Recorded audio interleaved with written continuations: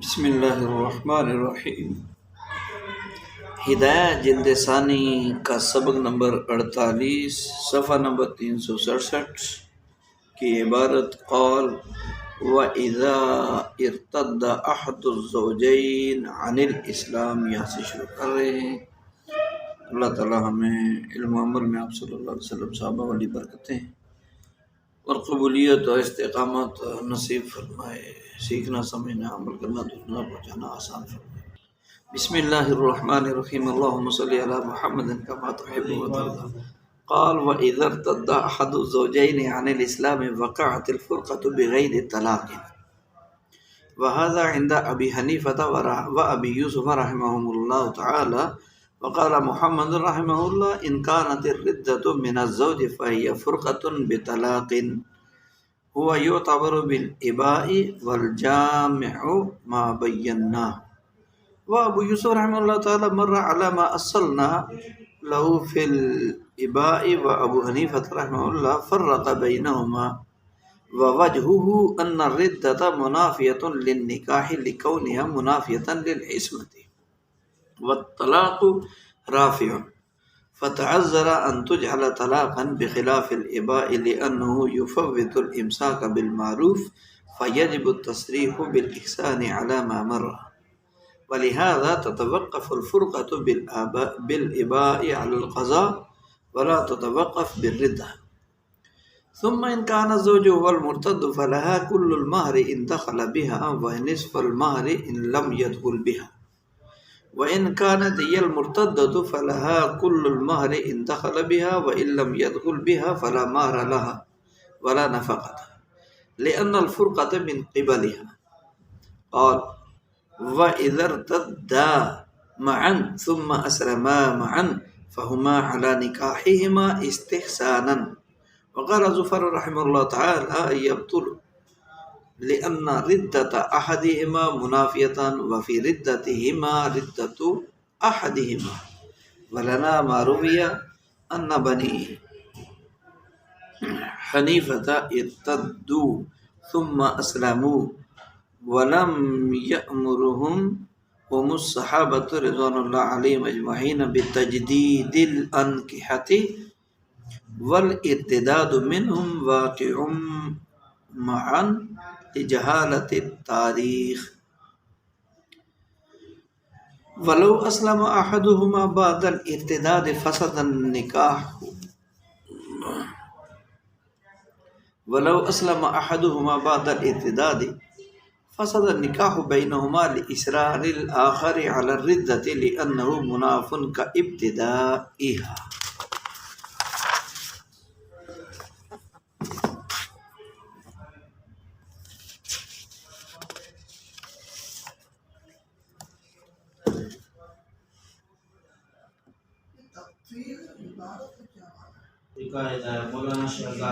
بسم اللہ الرحمن الرحیم،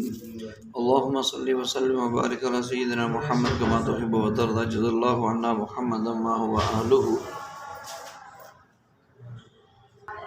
بسم اللہ الرحمن الرحیم، یہاں سے یہ کہنا چاہتے ہیں وَإِذَا ارْتَدَّ أَحَدُ الزَّوْجَيْنِ، کہ جب زوجین میں سے کوئی ایک مرتد ہو جائے یعنی اسلام سے محروم ہو جائے، اسلام سے کسی دوسرے مذہب کی طرف پھر جاوے، وقعت الفرقۃ بغیر طلاق، تو بغیر طلاق کے ان میاں بیوی کے مابین فرقت یعنی جدائی واقع ہو جائے گی۔ یہ جو جدائی کا حکم ہے یہ شیخین رحمہ اللہ کے نزدیک ہے، جبکہ امام محمد رحمۃ اللہ علیہ فرماتے ہیں ان کانت الردۃ من الزوج، اگر یہ مرتد ہونا شوہر کی جانب سے ہو تو فہی فرقۃ بطلاق، تو یہ فرقت جو ہوگی فرقت بالطلاق کہلائے گی، یعتبر بالاباء، اور یعتبرہ بالاباء یعنی بالاباء عن الاسلام اذا اسلمت المرأة، تو اس کو امام محمد اباء عن الاسلام پر قیاس کرتے ہیں، اور اس کی والجامع ما بینا، اور اس کے جامع علت وہی ہے جو ہم بیان کر چکے ہیں۔ جامع علت بیان کیا کر چکے ہیں کہ جس طرح بیوی کے مسلمان ہونے کے بعد اگر شوہر پر اسلام پیش کیا جائے، اسلام کی دعوت دی جائے، شوہر انکار کر دے تو ان میں واقع ہونے والی فرقت جو ہے وہ طلاق کہلاتی ہے۔ جی تو اب یہاں مسلمان ہونے کے بعد شوہر اسلام پیش کیا اور انکار کر دیا تو ان میں واقع ہونے والی فرقت ہے طلاق کہلاتی ہے۔ ایسے ہی یہاں اس مسئلہ میں بھی واقع ہونے والی فرقت وہ طلاق ہوگی، کیونکہ جس طرح پہلے مسئلہ میں شوہر اسلام کو قبول کر کے امساک بالمعروف پر قادر تھا، یعنی اسلام کی جب دعوت دی گئی اسلام قبول کر لیتا، ٹھیک ہے، تو وہ اس پر قادر تو تھا، ایسے ہی یہاں صورت مسئلہ میں وہ دوبارہ اسلام کے قبول کر کے امساک بالمعروف پر قادر ہے، مگر چونکہ حق کے سمجھنے سے وہ اس وقت محروم ہے، تیار نہیں، ویسے جو ہے اس فرقت کو حسب سابق یہاں بھی طلاق ہی مانیں گے۔ وہ ابو یوسف اور امام ابو یوسف رحمۃ اللہ علیہ جو ہے وہ امام ابو یوسف اپنی اصل پر چل رہے ہیں، مر علی ما اصلنا لہو فی الاباء، اپنی اس اصل پر چل رہے ہیں جو اباء یعنی انکار کے بارے میں ہم ان کے حوالے سے بیان کر چکے ہیں، اسی پر ہیں، یعنی جس طرح مسئلہ اباء والی فرقت فسخ تھی، اسی طرح یہاں ارتداد والی فرقت بھی ان کے ہاں فسخ ہوگی، کیونکہ مذکورہ فرقت میں زوجین کا اشتراک ہے اور طلاق صرف شوہر کے ساتھ مخصوص ہے، عورت نہ تو اس کی اہل ہے اور نہ ہی اس کی جانب سے طلاق کا تصور ہے اس مسئلہ میں۔ اور وہ ابو حنیفہ رحمہ اللہ تعالیٰ فرق بینہما، امام ابو حنیفہ رحمۃ اللہ علیہ دونوں میں انہوں نے فرق کر دیا، زوجین میں فرق کر دیا، وَوَجْهُهُ أَنَّ الرِّدَّةَ مُنَافِيَةً لِلنِّكَاحِ، اور ان دونوں میں فرق کرنے کی وجہ یہ ہے کہ عصمت یعنی مالیت کے منافی ہونے کی وجہ سے ردت نکاح کے بھی منافی ہے، عصمت کے منافی ہونے کی یہ ردت جو ہے عصمت کے مرتد ہونا،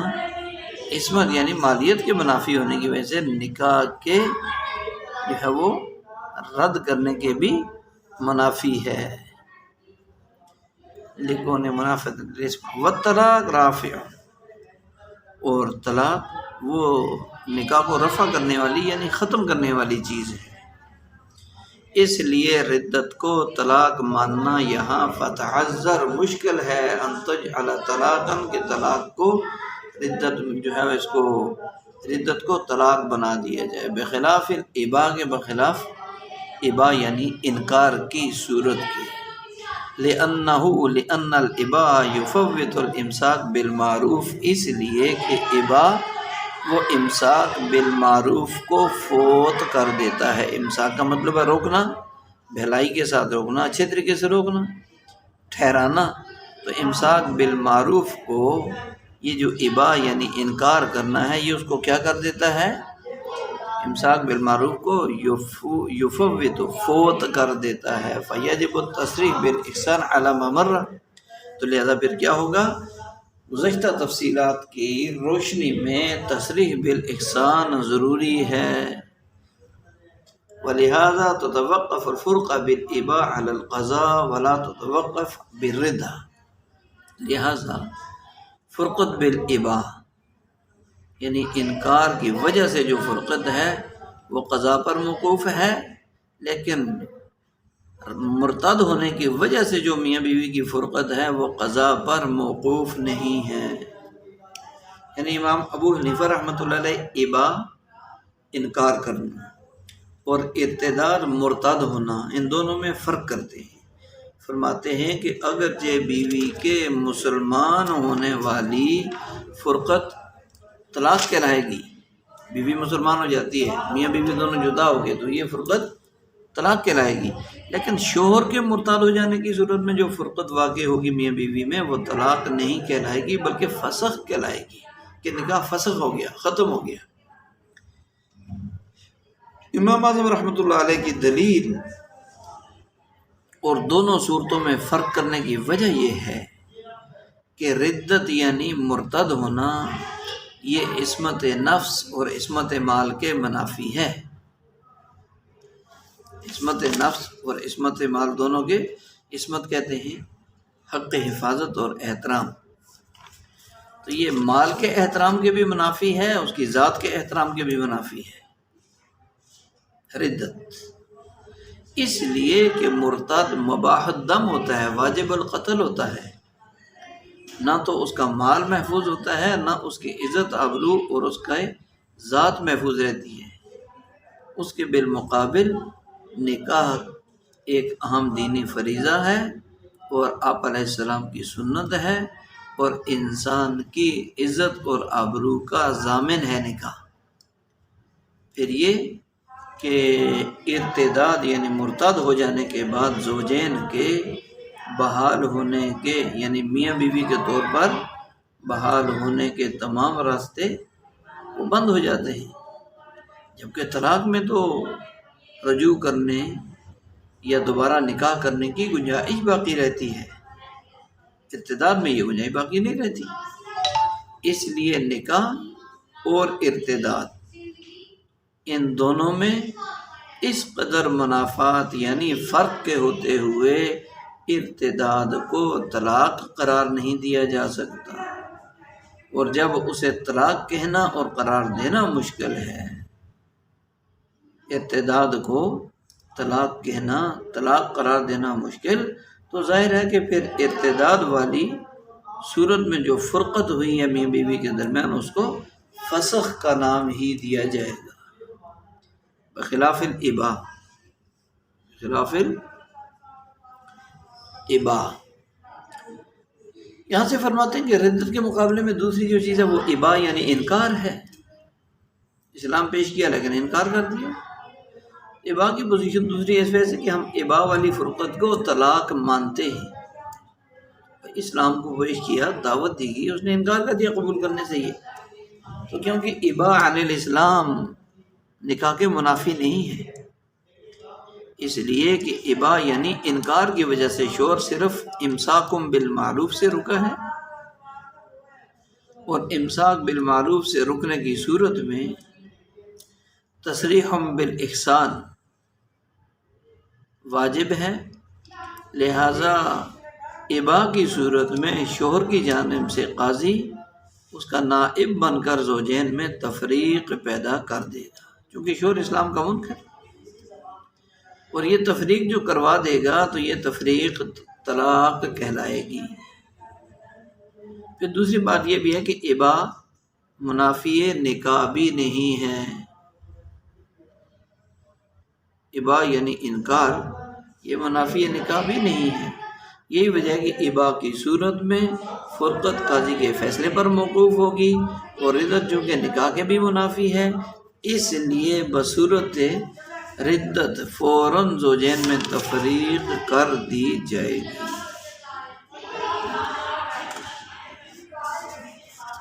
دونوں میں تفریق کر دی جائے گی، اور یہ تفریق قاضی کے فیصلے پر موقوف نہیں ہوگی، کیونکہ منافی چیزوں کے احکام قضا پر معلق اور موقوف نہیں رہتے۔ ثم ان، یہاں سے ثم پھر ان کا الزوج هو المرتد، مرتد ہونے والا وہ شوہر ہے، شوہر ہی مرتد ہونے والا ہے، فلها كل المال ان دخل بها، تو عورت کو کل مہر دیا جائے گا اگر اس کے ساتھ شوہر نے دخول کیا، ونصف المہر، اور آدھا مہر ملے گا اگر دخول نہیں ہوا اس کے ساتھ۔ وَإِنْ كَانَتْ هِيَ الْمُرْتَدَّةُ، اور اگر عورت مرتدہ ہو، یہ تو تھی مرد کے مرتد ہونے کی صورت، اب ہے اگر مرتد ہونے والی عورت ہو تو اس کو کل مہر ملے گا اگر شوہر نے اس کے ساتھ دخول کیا، اور اگر دخول نہیں کیا تو پھر اس کو کوئی مہر نہیں ملے گا، ولا نفقۃ، اور نہ ہی اسے کوئی خرچہ دیا جائے گا، نہ ہی مہر ملے گا نہ ہی نفقہ۔ کیوں؟ وجہ کیا؟ لأن الفرقۃ من قبل المرأۃ، اس لیے کہ یہ جو فرقت ہے یہ تو عورت کی جانب سے ہے۔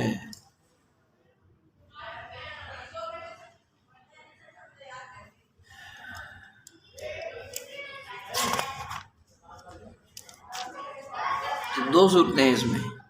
کہ اگر مرتد ہونا شوہر کی جانب سے پایا گیا یعنی وہ مرتد ہو گیا تو اس کی دو صورتیں ہیں، بیوی سے دخول کی صورت اور عدم دخول کی صورت۔ دخول کی صورت میں بیوی کو پورا مہر اور عدت کے ایام کا نفقہ ملے گا، اور عدم دخول شوہر نے دخول نہیں کیا، اس صورت میں مہر کا نصف اور نفقہ ملے گا دوران عدت۔ لیکن اگر مرتد عورت ہو جاتی ہے تو اس صورت میں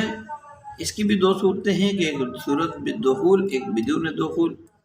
تو دخول کی صورت میں پورا مہر ملے گا، اور عدم دخول کی صورت میں کچھ بھی نہیں ملے گا، نہ مہر ملے گا نہ ہی نفقہ۔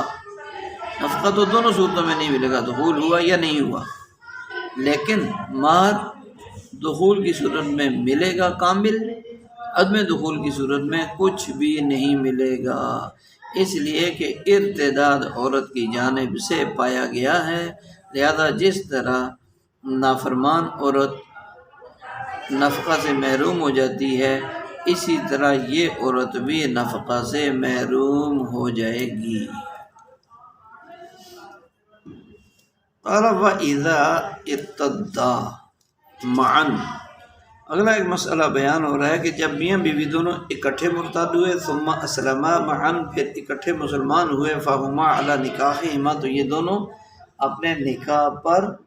باقی رہیں گے، وہی جو سابق نکاح ہوا تھا اسی میں باقی رہیں گے استحسان کے طور پر،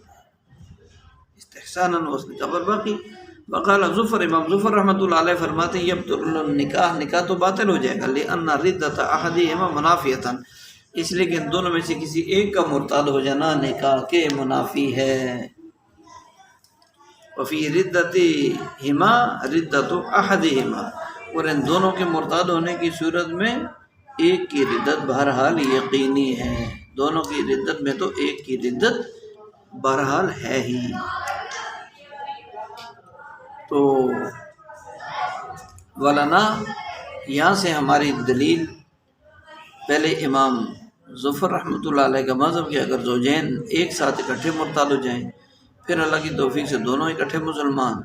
تو ہمارے یہاں استحساناً دونوں سب کا نکاح پر باقی رہیں گے، نکاح کی تجدید یعنی نیا نکاح پڑھنے کی ضرورت نہیں ہوگی، جبکہ امام ظفر اور ائمہ ثلاثہ کے ہاں ان کا پہلا نکاح باطل ہو جائے گا، اور یہی قیاس کا تقاضا ہے، اور ان کا نئے سرے سے نکاح کرنا ہوگا۔ ان کی دلیل یہ ہے کہ جب زوجین میں سے ایک کا مرتد ہونا منافی نکاح ہے تو نکاح کے متضاد ہے، تو دونوں کی ردت بدرجہ اولیٰ منافی نکاح ہوگی، اور یہ صورت تو اسے جڑ سے ہی ختم کر دے گی، کیونکہ دونوں کے مرتد ہونے میں ایک کی ردت برحق شامل اور داخل ہے۔ لنا سے ہماری دلیل دے رہے معروف یا نہ بنی حنیفہ ارتدوا ثم اسلموا ولم یأمرهم الصحابہ رضی اللہ علیہم بتجدید الانکحہ، ہماری دلیل وہ واقعہ ہے جو یہ منقول ہے کہ بنو حنیفہ کے لوگ ایک ساتھ مرتد ہونے کے بعد اکٹھے پھر اسلام لے آئے،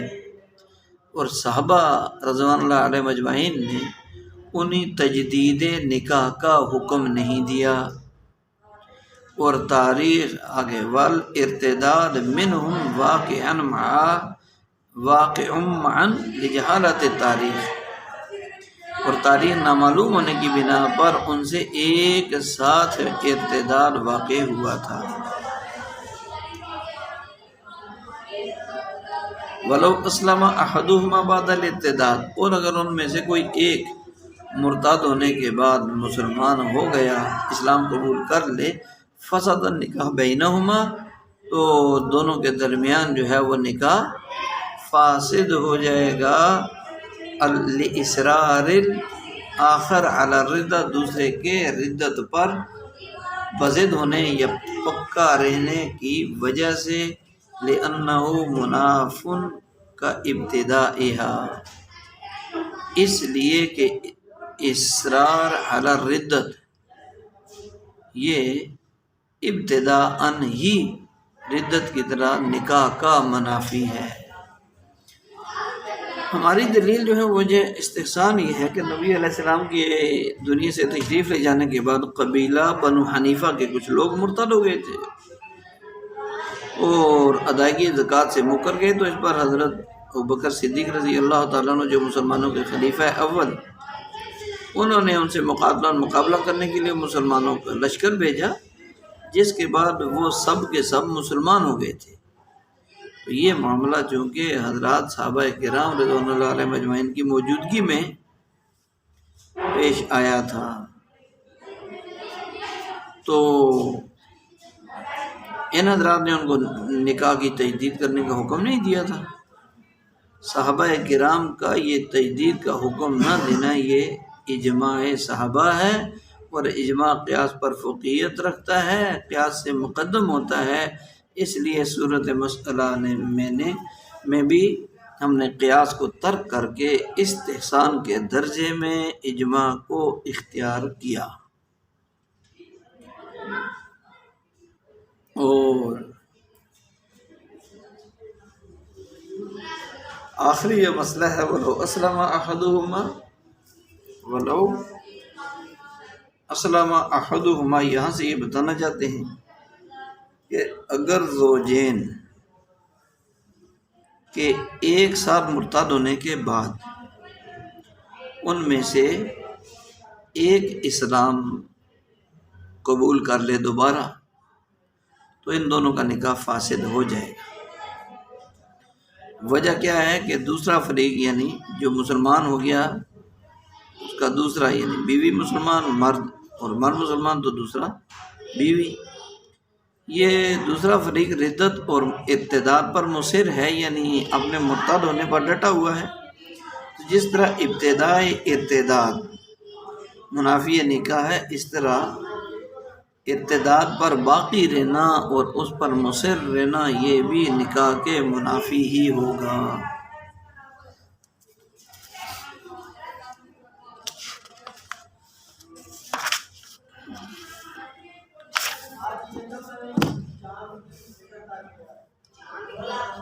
آگے ہمارا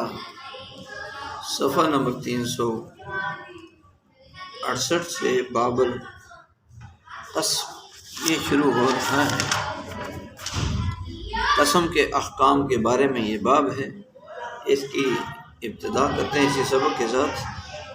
کہ وَإِذَا كَانَ لِرَجُلٍ امْرَأَتَانِ حُرَّتَانِ فَعَلَيْهِ أَنْ يَعْدِلَ بَيْنَهُمَا فِي الْقَسْمِ بِكْرَيْنِ كَانَتَا أَوْ ثَيِّبَيْنِ أَوْ إِحْدَاهُمَا بِكْرًا وَالْأُخْرَى ثَيِّبًا، لقوله عليه السلام من كانت له امرأتان ومال إلى أحدهما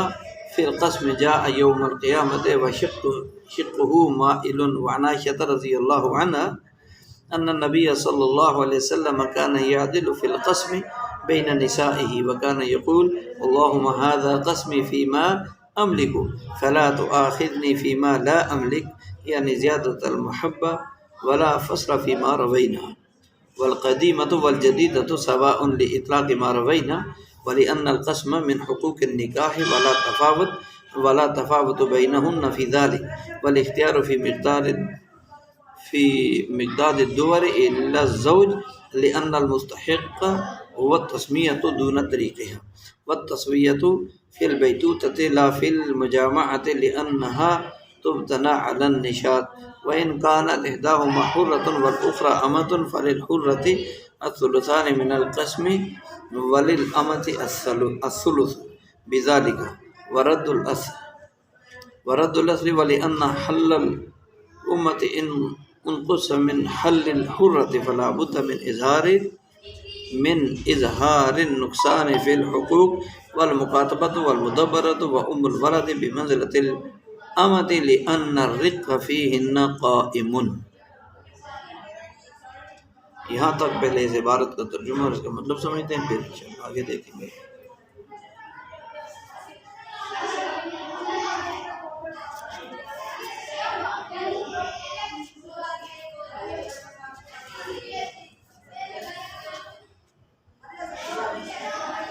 یہاں قسم قاف کے فتح کے ساتھ قسم فعل یعنی باب ضربہ یضرب کا مصدر ہے، جس کے معنی ہے تقسیم کرنا، حصہ دینا۔ اسی سے ہے کہ ایک سے زائد بیویوں کے مابین برابری کر کے ہر ایک کو اس کا مستحق حصہ دینا۔ مصنف رحمۃ اللہ علیہ نے اس سے پہلے کتاب نکاح اور اس کی مختلف صورتوں کو بیان کیا۔ اب نکاح میں ایک سے زیادہ بیویاں ہوں تو ان کے مابین عدل و مساوات کو بیان کیا جا رہا ہے، کیونکہ خود قرآن کریم میں ہے وَلَن تَسْتَطِيعُوا أَن تَعْدِلُوا بَيْنَ النِّسَاءِ۔ تو نبی علیہ السلام نے اس سلسلے میں اللہ تعالیٰ کی بارگاہ میں معذرت پیش کی تھی اور دل و جان ظاہری باطنی میلان میں مکمل مساوات کے حوالے سے عدم قدرت کا اظہار فرمایا تھا۔ تو جب نبی صلی اللہ علیہ وسلم اتنا اہتمام فرماتے تھے تو ایک عام مسلمان کی کیا حیثیت ہے کہ وہ اس میں مساوات کو مد نظر نہ رکھے۔ وَإِذَا كَانَ لِرَجُلٍ، اور جب کسی، وَإِذَا اور جب، کانا ہوں، لِرَجُلٍ کسی آدمی کی دو آزاد بیویاں، فَعَلَيْهِ أَن يَعْدِلَ بَيْنَهُمَا فِي الْقَسْمِ، تو قسم یعنی تقسیم کے حوالے سے ان میں برابری کرنا اس آدمی پر واجب ہے۔ بِکْرَیْنِ، دونوں کمواری ہوں یا دونوں سیبہ ہوں، یا ان میں سے ایک کمواری ہو اور دوسری سیبہ ہو، ایک کمواری اور دوسری سیبہ ہو، تو دونوں میں برابری ضرور واجب ہے۔ اس لیے کہ اللہ کے نبی صلی اللہ علیہ وسلم کا ارشاد ہے من کانت لہ امرأتان، کہ جس آدمی کی دو بیویاں ہوں، ومال الی احدہما، اور حصہ دینے، ومالا اور جھک گیا، مائل ہو گیا ان دونوں میں سے کسی ایک کی طرف فی القسم تقسیم کرنے میں، تو وہ آدمی قیامت کے دن اس حالت میں آئے گا وشقہ، کہ اس کا ایک پہلو جھکا ہوا ہوگا، مائلن جھکا ہوا ہوگا۔ مال یہ واحد مذکر غائب کا ماضی کا صیغہ ہے،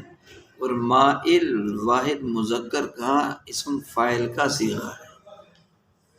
کہ یہ مائل ہوا، جھکاؤ دکھایا، اس نے مال کی تقسیم، حصہ تقسیم کرنے میں کسی ایک بیوی کی طرف جھکاؤ دکھایا، قیامت کے دن اس حالت میں آئے گا کہ اس کا ایک پہلو جھکا ہوا ہوگا۔ اور حضرت عائشہ رضی اللہ تعالیٰ عنہ سے مروی ہے کہ نبی اکرم صلی اللہ علیہ وسلم کان یعدل فی القسم بین نسائہ، کہ اپنی ازواج مطہرات کو حصہ دینے میں مساوات فرمایا کرتے تھے۔ وکان یقول، اور اللہ کی بارگاہ میں عرض کیا کرتے تھے اللہم ھذا قسمی، اے اللہ یہ تو میری تقسیم ہے، یعنی فیما املک، جس کی میں طاقت رکھتا تھا، یعنی میری استطاعت کے مطابق یہ میری تقسیم ہے، فلا تؤاخذنی فیما لا املک، تو میرا مواخذہ نہ فرمانا اس چیز میں جس کی میں طاقت نہیں رکھتا یا جو میرے بس میں نہیں ہے، یعنی زیادت المحبہ، اس چیز کی ضرورت اشارہ، یعنی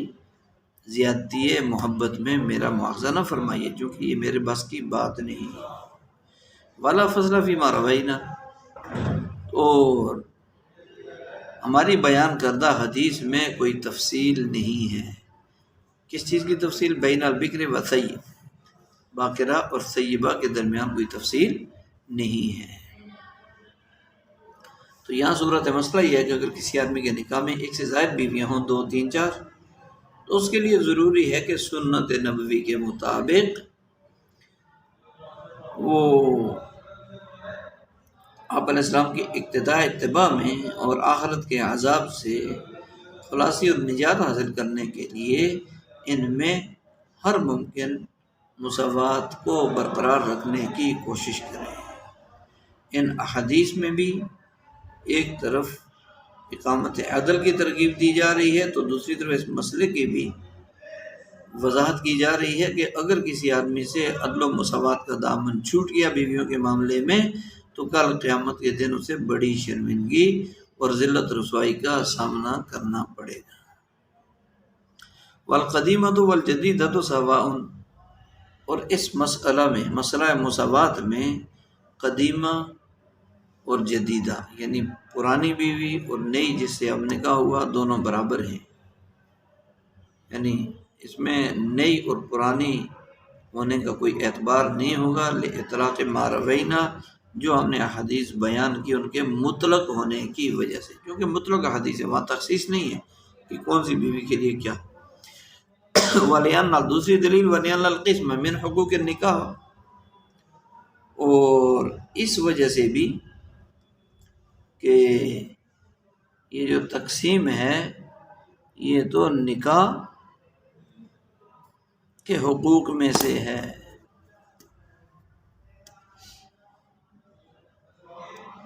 یہ جو تقسیم ہے یہ نکاح کے حقوق یعنی واجبات میں سے ہے، اور اس سلسلے میں ولا تفاوت بینہن فی ذلک، اور اس تقسیم کے سلسلے میں ان میں کوئی فرق نہیں ہے، والاختیار فی مقدار الدور الی الزوج، اور بیویوں کے پاس آنے جانے کی مقدار کا اختیار شوہر کو ہے، بیویوں کے پاس آنے جانے کا جو اختیار ہے وہ شوہر کے پاس ہے، فی مقدار الدور، لأن المستحق والتسویہ دون طریقہ، کیونکہ بیویوں کے مابین صرف مساوات واجب ہے، والتسویہ، اور طریقہ مساوات واجب نہیں ہے، مساوات برابری کرنا واجب ہے، برابری کا طریقہ اختیار کرنا واجب نہیں ہے، اور والتسویۃ فی البیتوتۃ لا فی المجامعۃ، اور جو برابری کا تعلق ہے مساوات واجبہ کا، جو مساوات جس کا اہتمام کرنا واجب ہے، اس مساوات واجبہ کا تعلق رات گزارنے کے ساتھ ہے، نہ کہ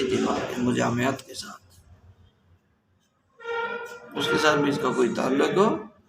نہیں ہے، لأنها تبتنى على النشاء، اس لیے کہ جماع کا دار و مدار تو نشاط طبیعت پر ہے، طبیعت کے جو ہے وہ تازگی پر ہے۔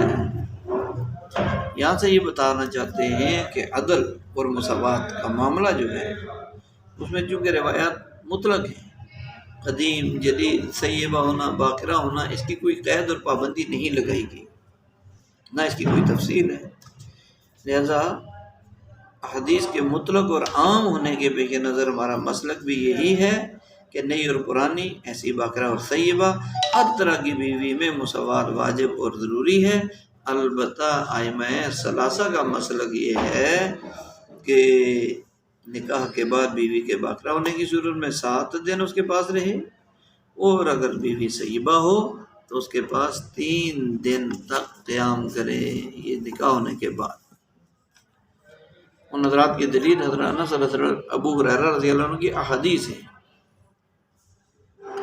جن میں یہ فصل اور فرق وارد ہوا ہے۔ حضرت انس رضی اللہ عنہ فرماتے ہیں سمعت رسول اللہ صلی اللہ علیہ وسلم یقول لبکر 7 وللثیب 3 ثم یعود الی اہلہ، یعنی اگر نئی نکاح میں آنے والی باقرہ عورت ہے تو اس کے پاس 7 یوم قیام کرے پہلی ملاقات کے بعد، اور اگر وہ سیبہ ہو یعنی کہیں سے مطلقہ یا بیوہ تو 3 دن اس کے پاس قیام کرے۔ دوسری روایت میں من السنہ اذا تزوج البکر علی الثیب اقام عندها 7 ثم قسم، واذا تزوج الثیب اقام عندها 3 ثم قسم، حدیث کہ سنت میں سے ہے یہ کہ جب نکاح کرے کسی کنواری باقرہ سے سیبہ پر تو اس کے پاس 7 دن تک قیام کرے، پھر اس کے بعد آپس کی باری تقسیم کر لیں، اور جب نکاح کرے کسی سیبہ سے تو پھر اس کے پاس 3 دن تک رہے، پھر دونوں کے درمیان واری اور اوقات بیت کے اعتبار سے، رات گزارنے کے اعتبار سے پھر تقسیم کر دے۔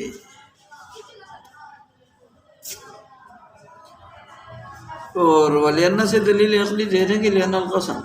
اس لیے کہ قسم اور حصہ دینا، تقسیم اور حصہ دینے میں عدم فرق کو بیان کرنے کے لیے عقلی دلیل یہاں سے پیش کریں۔ دلیل نقلی تو بروگی نے شیتی سبتن ولدہ لاکہ سبتن لہن، کہ نبی علیہ السلام نے جب ام سلمہ رضی اللہ تعالیٰ عنہ سے اس سلسلے میں حدیث منقول ہے کہ اللہ کے نبی نے فرمایا کہ اگر تم چاہو تو 7 دن میں تمہارے پاس رہوں، 7 دن ان کے پاس رہوں۔ حضرت ام سلمہ رضی اللہ عنہ کے صحیبہ ہونے کے باوجود اللہ کے نبی علیہ السلام نے دیگر ازواج مطہرات کی طرح ان کے لیے بھی 7 دن مقرر کرنے کی تجویز فرمائی۔ اگر صحیبہ اور باقرہ میں فرق ہوتا تو نبی کریم صلی اللہ علیہ وسلم ضرور اس موقع پر وضاحت فرماتے اور بیان جواز کے لیے کم از کم 1 مرتبہ تو ایسا ضرور فرماتے۔ ولی انا سے دلیل عقلی کہ خلاصہ اس کا یہ کہ قسم یعنی تقسیم نکاح کے حقوق اور واجبات میں سے ہے، اور جس طرح دیگر نکاح کے حقوق مثلا نفقہ، سکنا، طعام وغیرہ میں قدیمہ اور جدیدہ اسی طرح باقرہ اور طیبہ برابر ہیں، کوئی فرق نہیں ہے، اسی طرح قسم یعنی تقسیم اور حصہ لینے میں بھی سب مساوی اور برابر رہیں گی، اور کسی کو کسی دوسری پر کوئی فوقیت یا فضیلت برتری حاصل نہیں ہوگی، برتری حاصل نہیں ہوگی۔ والاختیار فی مقدار الدور، یہاں سے یہ بتانا چاہتے ہیں کہ بیویوں کے مابین جو باری مقرر کرنے کا حق وہ شوہر کا حاصل ہے، عورتوں کو حاصل نہیں ہے کہ وہ خود باری مقرر کریں۔ اس کا خلاصہ یہ کہ قسم یعنی تقسیم نکاح کے حقوق اور واجبات میں سے ہے، اور جس طرح دیگر حقوق ہے وہ اس لیے کہ عورتوں کے مابین صرف تسویہ اور برابری واجب ہے، اس کا طریقہ واجب نہیں ہے۔ برابری کا کیا طریقہ ہوگا وہ واجب نہیں ہے، یعنی ہر بیوی اپنے حق اور حصے کا تو مطالبہ کر سکتی ہے کہ مجھے میرا حق دیا جائے، میرے حصے کی باری دی جائے، مگر شوہر پر دوسروں کے حق میں اور دوسروں کے حصے کے والے سے کوئی ذمہ داری عائد نہیں کر سکتی، فلاں کو ایسے دے دو، فلاں کو ایسے دے دو، فلاں کو مجھے ایسے۔ اور تسویہ برابری جو ہے یہ رات گزارنے اور قیام کرنے سے متعلق ہے بیویوں کے پاس، جماع سے اس کا کوئی تعلق نہیں ہے، کیونکہ جماع کا تعلق تو انسان کی صحت اور نشاط پر ہے، تازگی پر ہے طبیعت کی۔ صحت و نشاط، چستی اور دلچسپی انسان کے بس میں نہیں ہے، انسان کے بس میں نہیں ہے۔ وَإِن كَانَتْ أَحَدُهُمَا حُرًّا وَالْأُخْرَىٰ أَمَةً، اور اگر ان دونوں میں سے ایک بیوی تو آزاد عورت ہو اور دوسری باندھی ہو، فَلِلْحُرَّةِ ثُلُثَانِ مِنَ الْقَسْمِ وَلِلْأَمَةِ الثُّلُثُ، تو اگر بیویاں دو میں سے ایک آزاد دوسری باندھی ہو تو آزاد عورت کے لیے قسم کا یعنی تقسیم کا 2/3، جبکہ باندھی کے لیے 1/3 ملے گا۔ اسی حکم کو لے کر اثر وارد ہے، بِذَلِكَ الْحُكْمِ وَرَدَ الْأَثْرُ، اسی حکم کے ساتھ اثر وارد ہے، روایت ہے باقاعدہ۔ وَلِأَنَّ حَلَّ الْأَمَةِ أَنْقَصُ مِنْ حِلِّ الْحُرَّةِ، اس لیے بھی کہ باندھی کی حلت آزاد عورت کی حلت سے کم ہے، باندھی کا شوہر کے لیے حلال ہونا آزاد عورت کی نسبت کم ہے، تو کیا ہوگا؟ لأن حل الأمة أنقص من حل الحرة فلا بد من إظهار النقصان في الحقوق، تو جب یہ کم ہے لہذا حقوق میں کمی کو نمایاں کرنا ضروری ہے، حقوق میں کمی کو نمایاں کرنا ضروری ہے۔ والمکاتبۃ والمدبرۃ وام الولد بمنزلۃ الأمة، اور یہ مکاتبہ باندھی، مدبرہ باندھی، ام ولد، یہ سب باندھی کے حکم میں ہیں، سب کس میں ہیں؟ باندھی کے حکم میں ہیں۔ لأن الرق فیہن قائم ہے، اس لیے کہ ان میں رقیت یعنی غلام ہونا موجود ہے، غلامی کی صفت تو پائی جاتی ہے، چاہے وہ مکاتبہ ہو، چاہے وہ مدبرہ ہو یا ام ولد ہو۔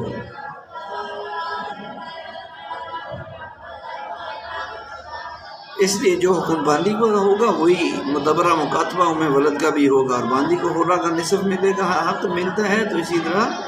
یہ مدبرہ اور مکاتبہ اور ام ولد کو بھی نصف ہی ملے گا۔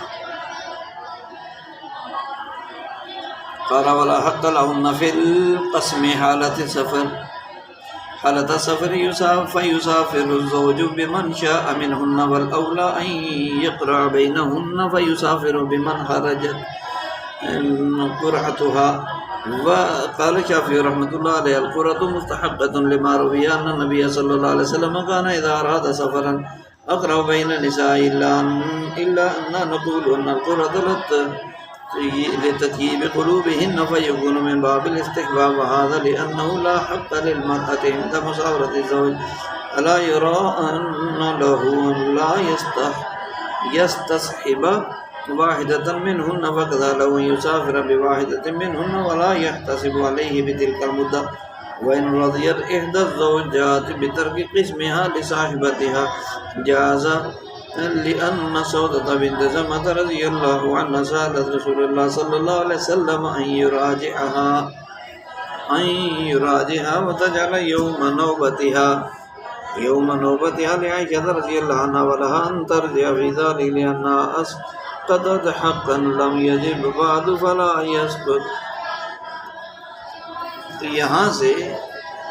یہ بتانا چاہ رہے ہیں قال کہ ولا حق لہن فی القسم، فرماتے ہیں کہ عورتوں کو یعنی ایک سے زائد بیویوں کو کوئی حق حاصل نہیں ہے فی القسم، سفر کی حالت میں تقسیم کا باری تقسیم کرنے کا کوئی حق حاصل نہیں ہے. شوہر ان بیویوں میں سے جس کے ساتھ چاہے سفر کر سکتا ہے، شوہر بیویوں میں سے جس کے ساتھ چاہے وہ سفر کر سکتا ہے، کوئی حق حاصل ان کو تقسیم کا مطالبہ کرنے کا نہیں ہے. وَالْأَوْلَىٰ أَن يُقْرِعَ بَيْنَهُنَّ، اور بہتر یہ ہے کہ شوہر کیا کرے، بہتر یہ ہے کہ شوہر قرعہ اندازی کرے بیویوں کے درمیان، پھر وہ بیوی اس کے ساتھ سفر کرے جس کا قرعہ نکلا ہے. اور امام شافعی رحمۃ اللہ علیہ فرماتے ہیں کہ القرعۃ، کہ امام شافعی رحمۃ اللہ علیہ فرماتے ہیں کہ قرعہ اندازی کرنا ضروری ہے اس حدیث کی وجہ سے، روایت کی وجہ سے نبی صلی اللہ علیہ وسلم نے فرمایا کہ کانا اذا اراد سفرا، کہ نبی علیہ السلام جب کسی سفر کا ارادہ فرماتے تو اقرع بین نسائہ، اپنی بیویوں کے درمیان ازواج مطہرات کے مابین قرعہ اندازی کیا کرتے تھے. الا ان نقول ان القرعۃ لتطیب قلوبہن، البتہ ہم یہ کہتے ہیں کہ قرعہ اندازی یہ عورتوں کی دلجوئی کے لیے ہے، تعریف قلب کی دلجوئی کے لیے ہے. فیکون من باب الاستحباب، کا لہٰذا وہ قرعہ اندازی کرنا یہ استحباب کی قبیل سے ہوگا، یعنی مستحب درجے میں ہوگا. کر لو تو بہت اچھا، نہ کرو تو کوئی گناہ نہیں ہے. وَهَذَا لِأَنَّهُ لَا حَقَّ لِلْمَرْأَةِ عِنْدَ مُسَافِرَةِ الزَّوْجِ، اور یہ کیوں استحباب کا درجہ اس وجہ سے ہے کہ شوہر کے سفر کرنے کی حالت میں، شوہر کے سفر کرنے کی حالت میں عورت کا کوئی حق نہیں ہے، عورت کا کوئی حق نہیں ہے. لا حق للمرأة عند مسافرة الزوج الا يرى، کیا دیکھتے نہیں ہو ان له لا يستصحب واحدة منهن، کہ سفر میں کسی کو بھی اپنے ساتھ نہ رکھنے کا اسے حق حاصل ہے. شوہر کو لا يستصحب نہیں ساتھ رکھتا، کہ شوہر نہیں ساتھ رکھتا ان میں سے کسی ایک کو بھی، یعنی کسی ایک کو بھی ساتھ رکھنے کا حق کا اسے حق ہے، یعنی کسی کو بھی نہ رکھے تو کوئی حق حاصل ہے. فَقَضَى لَهُ يُسَافِرْ بِوَاحِدَةٍ مِّنْهُنَّ، تو جب سفر میں سے کسی کو بھی اپنے ساتھ نہ رکھنے کا اسے حق حاصل ہے تو لہذا اسے یہ بھی حق ہے کہ ان میں سے کسی ایک کے ساتھ سفر کر لے. وَلَا يَحْتَسِبُ عَلَيْهِ بِتِلْكَ الْمُدَّةِ، اور اس مدت پر اس پر کوئی حساب بیویوں کی رات باری کے رات گزارنے کے معاملے میں کوئی حساب نہیں ہوگا شوہر پر. اور وَإِنْ رَاضِيَتْ إِحْدَى الزَّوْجَاتِ، بیویوں میں سے کوئی ایک بیوی راضی ہے بہتر کے قسمیہ، اپنا حصہ، اپنی باری کا حصہ دوسری بیوی کے حق میں، سوکن کے حق میں چھوڑنے کے لیے راضی ہو جائے تو یہ جائز ہے. تو ایسا کرنا کیا ہے؟ جائز ہے. لأن سودة بنت زمعة رضی اللہ عنہ، اس لیے کہ حضرت محمد صلی اللہ علیہ وسلم کی اہلیہ حضرت سودہ بنت زمعہ رضی اللہ عنہ نے نبی علیہ السلام سے مراجعت کی درخواست کی تھی اور اپنی باری رجوع کرنے کی درخواست کی. وتجل یوم نوبت، اور اپنی باری کا جو دن ہے وہ حضرت عائشہ رضی اللہ تعالی عنہا کو دے دیا تھا. اپنی باری حضرت عائشہ رضی اللہ عنہ کو دے دی تھی. ولہا اور عورت کو یہ حق حاصل ہے. اور اس عورت یعنی جو حصہ چھوڑنے والی ہوگی، اللہ تارکۃ القسم، تقسیم اپنی باری اپنا حصہ چھوڑنے والی عورت کے لیے انترجع فی ذالک، یہ حق حاصل ہے کہ وہ اپنا حق لے لے. یعنی کسی کو تو اس نے حصہ چھوڑ دیا، میں فلاں بیوی کو اپنی رات کا حصہ اپنا حصہ تقسیم کا دیتی ہوں، پھر اس کے بعد کچھ عرصے بعد رجوع کر لے کہ میں اپنا حصہ واپس لینا چاہتی ہوں، تو اس کا حق حاصل ہے. لأن اسقطت حقا، اس لیے کہ اس نے ایسے حق کو ساقط کر دیا کہ جو حق ابھی تک واجب نہیں ہوا،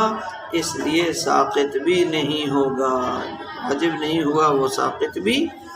نہیں ہوگا. یعنی اگر اپنا حق دینے کے بعد واپس لینا چاہے تو لے سکتی ہے، اس کا پورا اختیار حاصل ہے. اس لیے کہ دینے کی صورت میں عورت اپنا حق ایسا حق ساقط کرتی ہے جو واجب اور لازم نہیں ہے ساقط کرنا، تو پھر غیر واجب کا ساقط کرنا یا رجوع کرنا یہ بھی کوئی مشکل نہیں ہے.